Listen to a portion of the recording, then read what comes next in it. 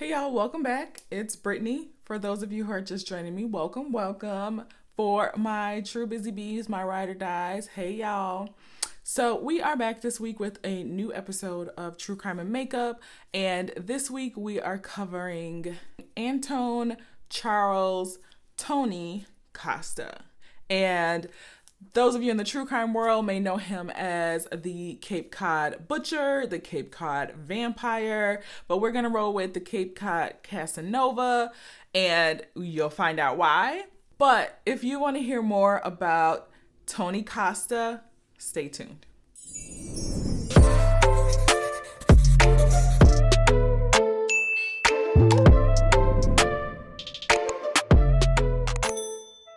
Antone Acosta was born August 2nd, 1944, and he grew up in Boston.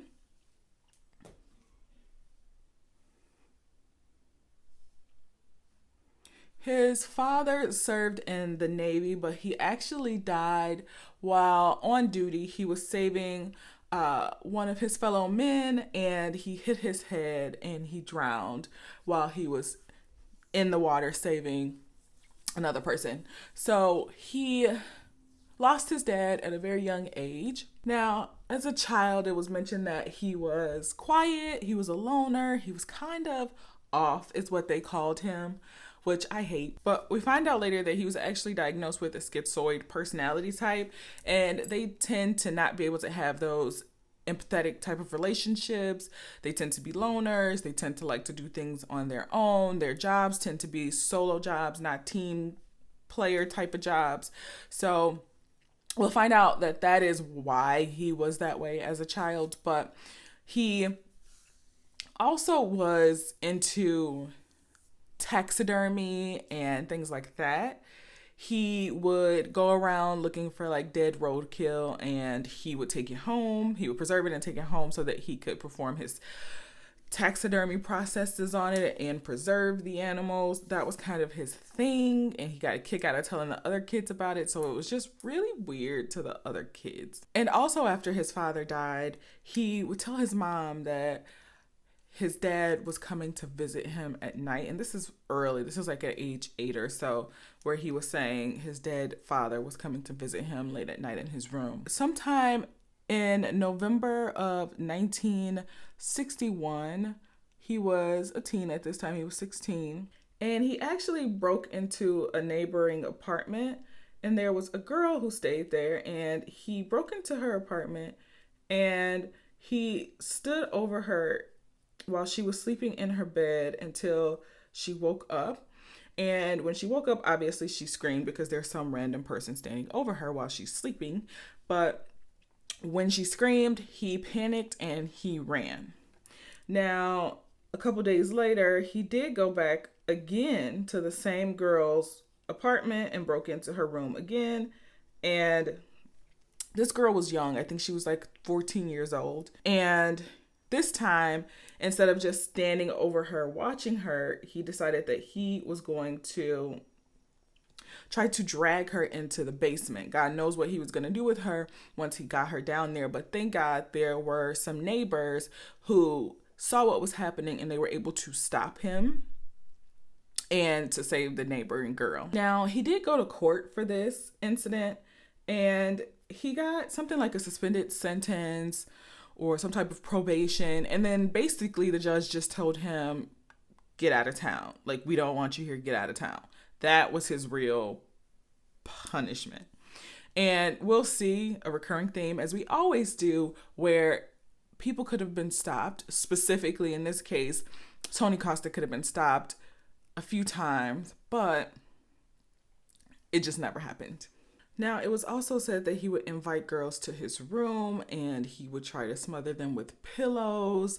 He was just really into devious things. He also did one of the trademark serial killer things that we see in terms of progressions of serial killers. He would hurt and kill neighborhood cats. They said that he would be seen with those cats and the cats would disappear around the neighborhood. So, I mean, we can only assume that that is what he was doing.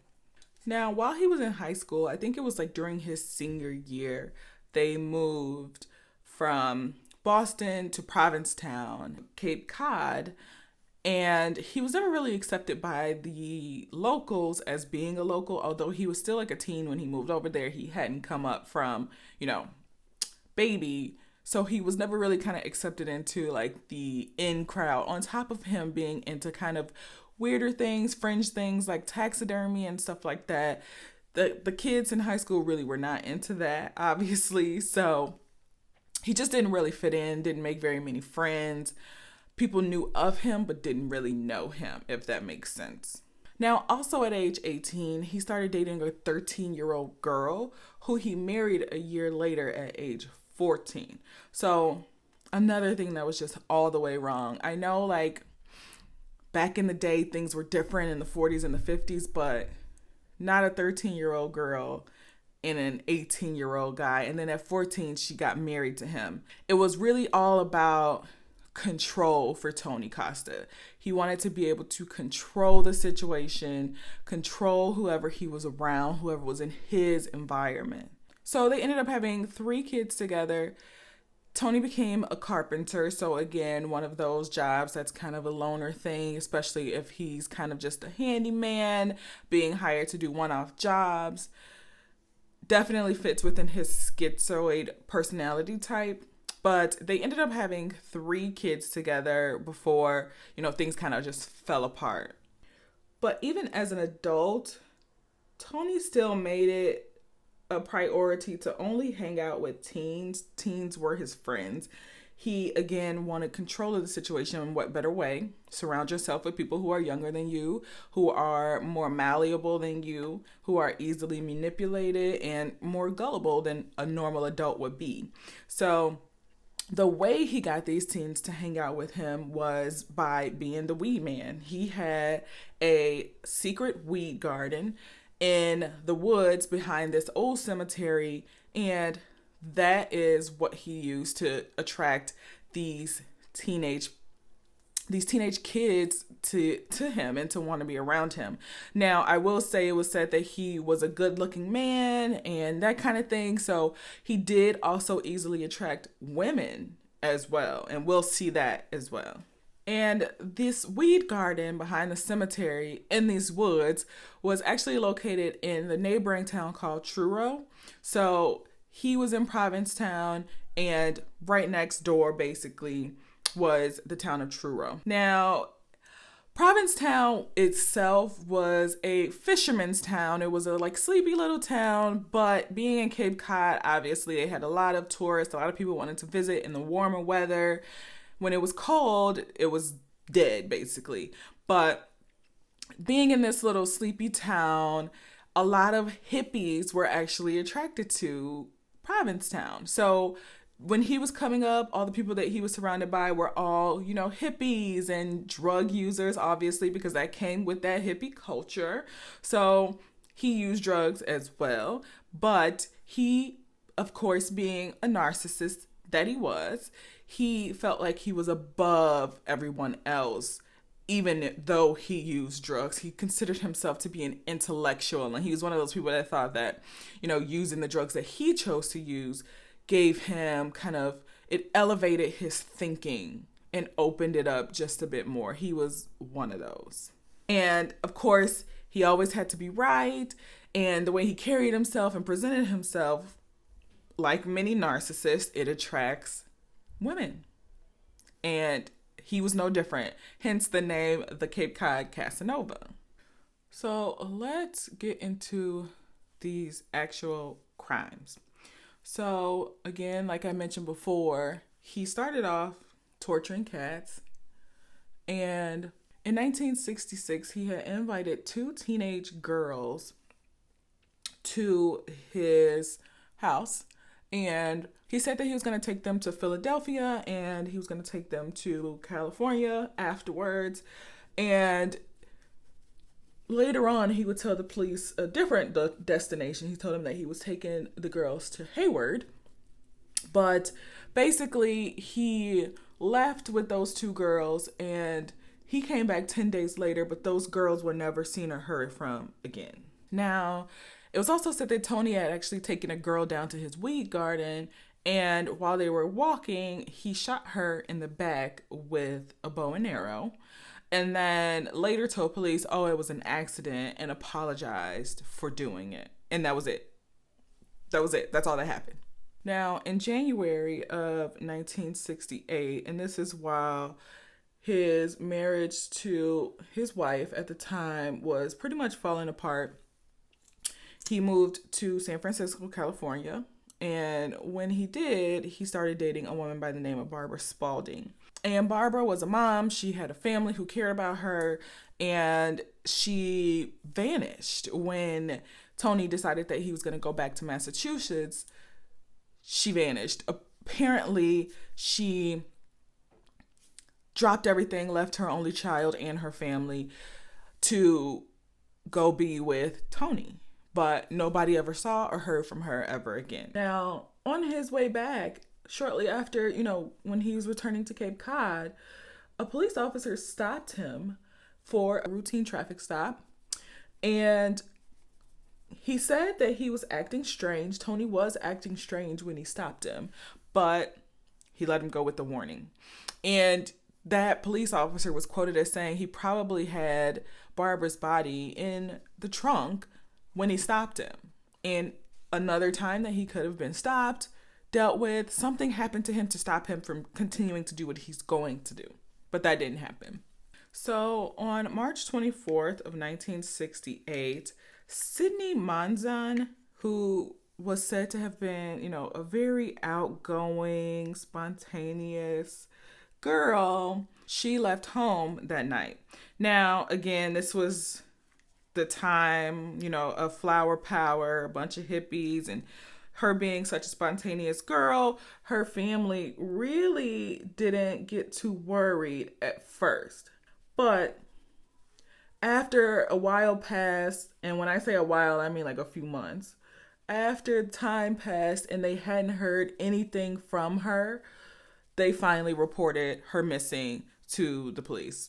Now, we'll get back to Sydney, but a little bit later in that same month in June, we know that he also broke into his doctor's office, his own doctor's office, and he stole about $5,000 worth of drugs and surgical tools from that doctor's office. Now, also around this time, he had moved in with a woman by the name of Susan Perry. He had divorced his wife at that point, and he had moved in with Susan Perry. Now, not even a week after they moved in together, on September 10th of 1968, Susan Perry went missing. She vanished.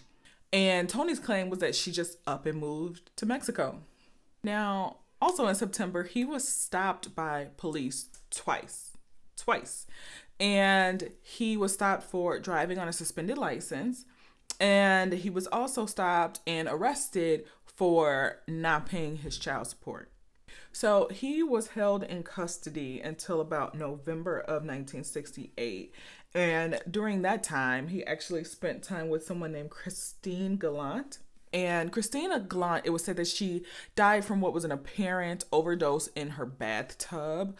But being that she was spending time with Tony Costa, it's not too big of a leap to think that he had something to do with that as well. So on January 24th of 1969, two friends from Rhode Island came to visit Provincetown, and their names were Pat Walsh and Marianne Wysocki. Now, they came and they booked a room at kind of like a bed and breakfast where it was someone's house, a woman's house, and she had a bunch of rooms set up for her to be able to rent out for people who were coming to visit Cape Cod and Provincetown. Now, at the same time, Tony Costa was staying at the very same house. And the woman who owned the property and was renting out the rooms said that one day she walked past the rooms and she saw a note on the girl's door, and it was from Tony. He had asked if he could get a ride from them from Provincetown to Truro. It was also said that he was seen in the car. It was Patricia Walsh who owned the Volkswagen Bug that they were seen in, but he was seen by people who knew him. He stopped and had a conversation and picked up a check from somebody that he knew while he was with these girls as well. So it was public knowledge that he was with these girls. Now, the owner also said that very next day, she saw another note that was on the girl's door, but this time it was addressed to her. And it was basically saying that they were going to be checking out. And that was it. So basically kind of setting up why she wouldn't see them anymore. But the problem was the woman was smarter than Tony thought she was, because she noticed that the note that Tony wrote the day before to the girls was on the same paper that was used to write the note that the girls were checking out, that was supposed to be from Pat and Marianne. Now, he also checked out right after the girls checked out as well. And it was said that police later found, as they were looking for these girls and they checked his room, they later found a bunch of rope that was stained with red colored stains. So that definitely did not give them a good feeling. Now, why they also felt that they needed to check his room and they were aware of him the whole time, that's a whole nother problem. Because if police have that feeling, that instant feeling of, oh no, Tony was here, I think something should have been done about Tony before he was able to be there. Now, it was also said that a resident who was just driving near the woods in Truro had reported that they saw a Volkswagen parked near the entrance of the cemetery, which was basically a dirt road in the woods. And this was also where Tony's weed garden was. The police went out to go check on the car. When the police went to go check on this car, there was a note on the car as well. Now, the witness who actually saw the car said that when he saw the car, that note was not there. Someone had to have come back and put a note on the car, but the note said basically having car trouble, which basically was just like trying to give a reason why that car was sitting there in the middle of the woods at the entrance of a cemetery. And they checked the car to make sure that like it hadn't been reported as stolen or anything like that, missing or stolen, and it hadn't. So the police thought nothing of it at the time. But they would later put two and two together and figure out that this was actually Patricia Walsh's car that they had found. And by the time they came back, the car was gone. Now, Tony himself was also seen driving this car as well. He also tried to get it registered under like a fake registration, fake license plates. He tried to, in Vermont, get it registered under his own name.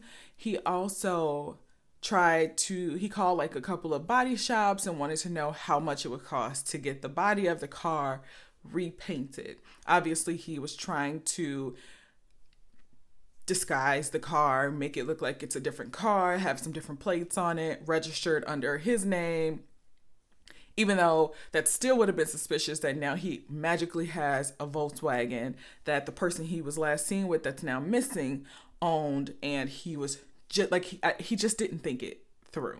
That just wasn't thought through. He definitely was not as smart as he thought he was. Now, after he did all of this maneuvering with his car, he left Cape Cod. And while he was on the run or in another town, police continued to search those same woods where they saw the car at some point being parked near the cemetery's entrance.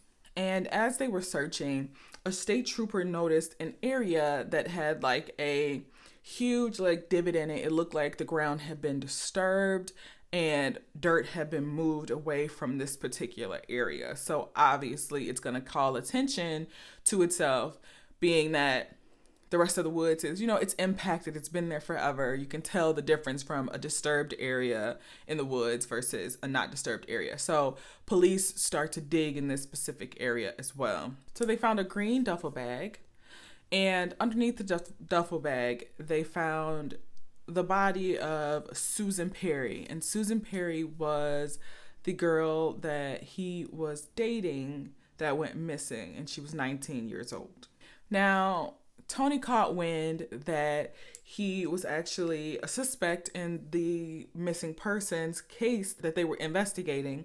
So he actually voluntarily came back and he decided he was going to talk to the police because, again, he thought he was smarter than everybody. So he thought that he could just go talk to the police and they'd believe whatever he said and he can go on about his day. Of course, when he talked to the police, his story just kept changing and changing. But basically what he said is that one of the girls was going to go to Canada to get an abortion.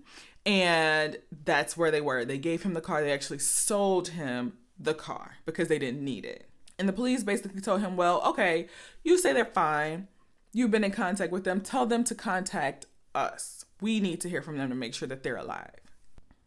And wouldn't you know it, magically, 2 weeks later, Tony's mom actually receives a telegram that's meant for Tony. It's addressed to Tony. And it says, hey, what happened? You were supposed to meet us in Canada. Why didn't you show up? And then it goes on to say, well, we'll meet you in New York City as we planned. See you soon, basically. And it was signed Patricia Walsh and Marianne Wysocki. And of course, the police go to investigate the origin of this magic telegram that just shows up. And they find out that it was actually sent by Tony Costa and it was sent from New York City. So he went to New York City to send himself a telegram to Provincetown. He didn't even bother to make sure that the origin was the correct origin. Like, he just, again, he was never as smart as he thought he was. I will be right back. I'm going to put my lashes on and we will continue. A month later, in the very same woods, they found the body of Marianne Wysocki. Now, only a portion of her body was in the first gravesite. One thing I didn't mention is that all of his victims, we'll find out, have been dismembered.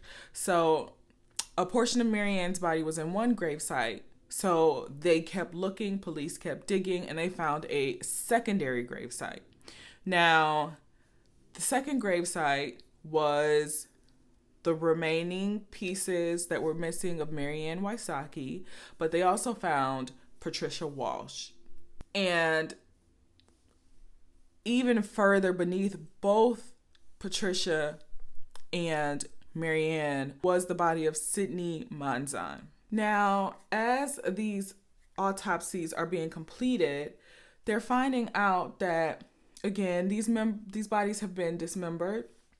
But not only that, we find out that he's gone in and pretty much played with the organs of these victims. He's moved things that belong in one area into another area. Just sick stuff. It was also said that there were bite marks on the bodies. And I know at one point an attorney had come out and said, oh, he cut the hearts out of these women and they weren't found.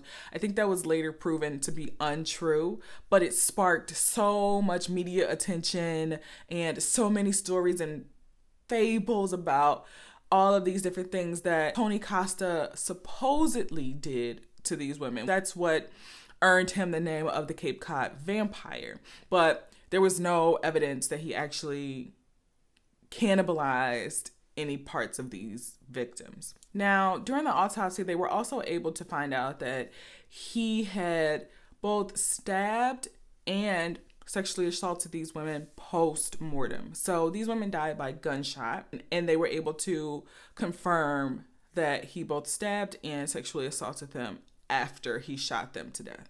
And it was said that he had finally confessed to Marianne's murder, at least one person's murder, in July of 1969. Now, let's talk a little bit about the trial. So the trial took place in January of 1970. And of course, the attorneys for Tony Costa, they wanted to argue that he was criminally insane. They tried to say because of the drug use, it caused him to go insane, to go mad. And that's BS, because I definitely feel like, if anything, the drugs helped whatever sick thoughts he had in his mind become easier to actually act out and bring to fruition.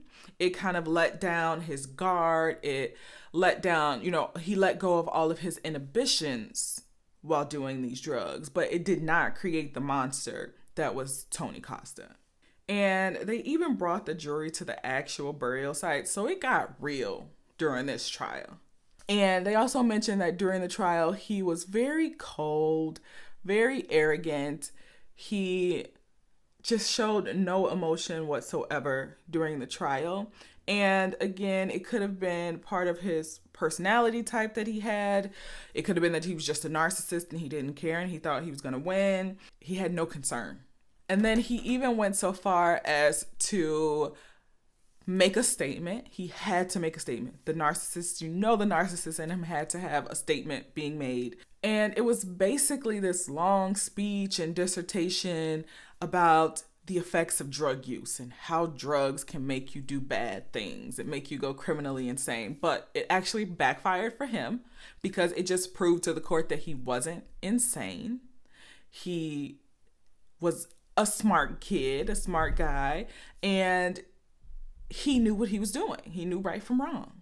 So basically, he was convicted and he was given a life sentence.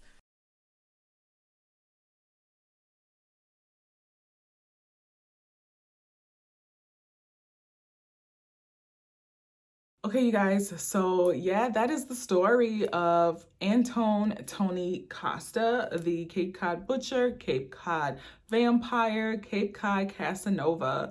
He was a narcissist. He was a serial killer. And there was, again, ample opportunity to stop this man, but just his luck, people didn't feel like doing their jobs. So there you have it. Let me know in the comments down below what you thought about today's story. I feel like I'm happy he got his just desserts. He thought he was going to take his own way out, and he ended up struggling and suffering just like his victims did when he tried to take his own life. So I'm happy with the outcome of this story, but let me know what you guys think of the story for this week. Also, this is the final look. And let me know what you guys think about this look as well. I'm feeling really glowy. We have a barbecue to go to, so feeling glowy, cute, princessy. So I'm happy with it. But other than that, y'all, it has been so fun. Make sure that you're subscribed if you have not already. Hit that notification bell and also like the video. It means the world to me. And get in them comments. Let's talk. Let's chat about this week's story, this week's look, the products that I use. Even if you want to know about this hair, let me know. Other than that, it's been fun. It's been real. And until next time, love you guys. Bye.